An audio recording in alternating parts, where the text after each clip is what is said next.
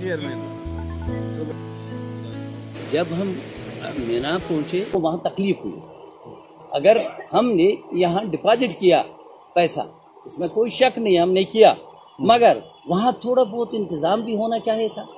खाने पीने का इंतजाम, कुछ लोग बीमार भी हो, ये मैं कहता हूँ, बीमार हो, और वो कंडक्शन जबरदस्त कंडक्शन। बाकी हमने अपने मुराद बिल्कुल फर्स्ट क्लास किए। और यहाँ डीसी साहब ने जो कुछ भी इंतजाम किया, कोई वो किसी की डेथ हुई कि कुछ हुआ, इसलिए बराबर इसका राबता रहा होगा डीसी साहब, इसमें कोई शक नहीं।